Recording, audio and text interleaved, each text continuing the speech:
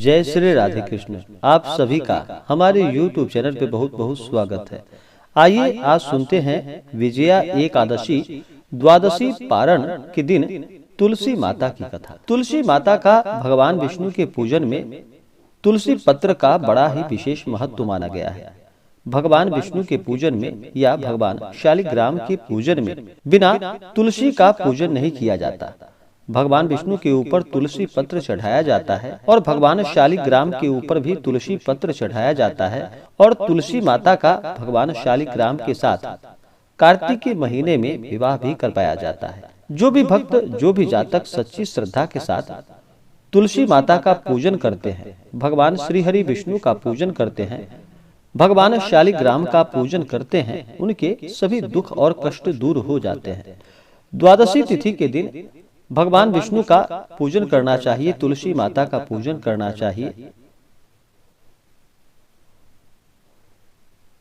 और फिर व्रत का पारण करना चाहिए और तुलसी माता का कथा श्रवण करना चाहिए। प्रत्येक दिन जो भी व्यक्ति तुलसी माता के नजदीक दीपक जलाते हैं, उनके घर में कभी भी किसी भी प्रकार की बाधाएं नहीं आती है।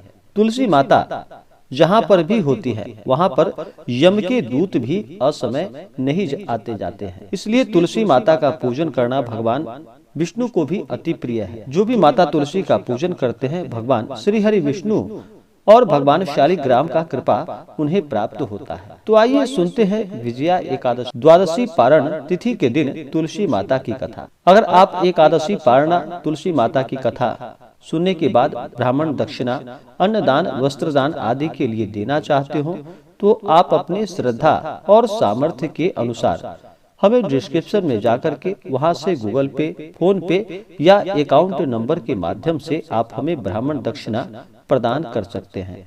तो आइए सुनते हैं तुलसी माता की कथा। तो बोलिए प्रेम से भगवान शालिग्राम की जय, तुलसी माता की जय, भगवान विष्णु की जय, माता लक्ष्मी की जय। श्रीमद् देवी भागवत पुराण में इसके अवतरण की दिव्य लीला कथा बताई गई। एक बार भगवान शिव ने अपने तेज को समुद्र में फेंक दिया। उससे एक महातेजस्वी बालक का जन्म हुआ। वह बालक आगे चलकर जालंधर के नाम से विख्यात हुआ। वह बड़ा ही पराक्रमी दैत्य राजा बना। उसकी राजधानी का नाम जालंधर नगरी पड़ा। दैत्यराज कालनेमी की कन्या वृंदा का विवाह जालंधर से हुआ। जालंधर महाराक्षस था। अपनी सत्ता के मद में चूर होकर उसने माता लक्ष्मी को पाने की कामना से युद्ध किया, परंतु समुद्र से ही उत्पन्न होने के कारण माता लक्ष्मी ने उसे अपने भाई के रूप में स्वीकार किया और फिर जालंधर वहां से पराजित होकर वह अब देवी पार्वती को पाने की लालसा से कैलाश पर्वत पर चल पड़ा और भगवान देवादिदेव महादेव का रूप धारण कर वह माता पार्वती के समीप पहुंच गया।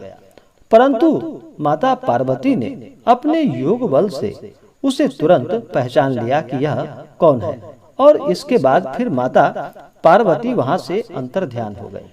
माता पार्वती ने क्रुद्ध होकर यह सारा वृतांत भगवान विष्णु को कह सुनाया। जालंधर की पत्नी वृंदा अत्यंत ही पतिव्रता स्त्री थी। उसी के पतिव्रत धर्म की शक्ति के कारण जालंधर न तो मारा जाता था और न ही पराजित किसी से हो पाता था। इसलिए जालंधर का नाश करने के लिए वृंदा के पतिव्रत धर्म को भंग करना बहुत जरूरी था। इसी कारण भगवान विष्णु ऋषि का वेश धारण करके उस वन में पहुंच गए, जहाँ की वृंदा अकेली वहां पर भ्रमण कर रही थी। भगवान के साथ दो मायावी राक्षस भी थे, जिन्हें देखकर वृंदा भयभीत हो गई।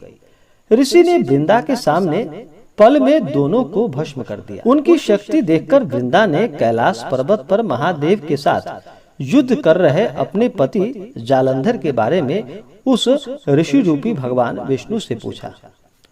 ऋषि ने अपने माया जाल से दो वानर प्रकट किए। एक वानर के हाथ में जालंधर का सिर था तथा दूसरे के हाथ में उसका धड़।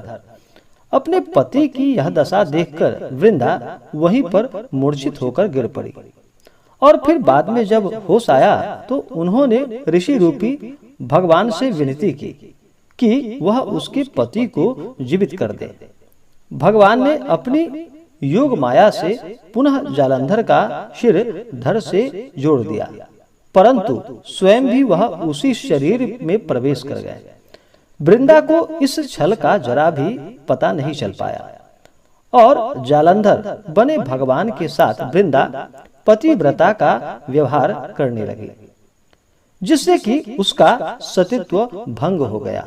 ऐसा होते ही वृंदा का पति जालंधर युद्ध में हार गया। जब इस सारी लीला का वृंदा को पता चला तो उसने क्रुद्ध होकर भगवान विष्णु को शिला होने का श्राप दे दिया तथा स्वयं वहीं पर सती हो गई। जहाँ वृंदा भस्म हुई थी वहाँ तुलसी का पौधा उगा। भगवान विष्णु ने वृंदा से कहा कि हे वृंदा, हे देवी, तुम अपने सतीत्व के कारण मुझे लक्ष्मी से भी अधिक प्रिय हो गई हो।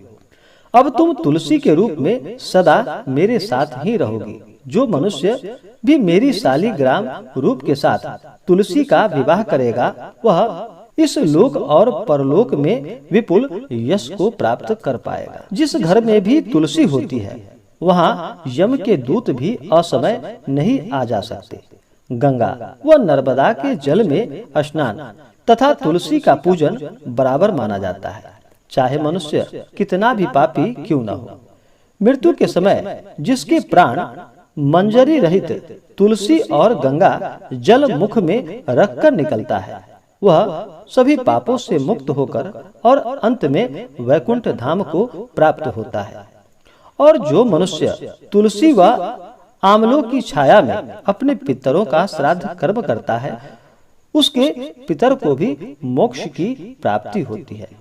और तुलसी की कथा सुनने से या तुलसी का पूजन करने से अनंत गुना पुण्य फलों की प्राप्ति होती है। इससे भगवान विष्णु का भी कृपा प्राप्त होता है। तो बोलिए प्रेम से तुलसी माता की जय, भगवान शालिग्राम की जय, भगवान विष्णु की जय, माता लक्ष्मी की जय। इसी प्रकार से जो भी भक्त, जो भी जातक सच्ची श्रद्धा के साथ माता तुलसी का पूजन करते हैं, कथा श्रवण करते हैं, भगवान श्री हरि विष्णु का पूजन करते हैं, शालिग्राम का पूजन करते हैं, उनके ऊपर सदैव भगवत कृपा बना रहता है। तो आशा करता हूँ कि यह जानकारी आपको अच्छा लगा हो। ऐसे ही ज्ञान वर्धक जानकारियाँ प्राप्त करते रहने के लिए हमारे इस चैनल को लाल बटन दबा करके सब्सक्राइब करें, साथ में बेल आइकन घंटी दबाएं ताकि मेरी वीडियो का नोटिफिकेशन आपके पास सबसे पहले पहुंचे। वीडियो को लाइक और अपने मित्रों तथा दोस्तों के साथ शेयर करें।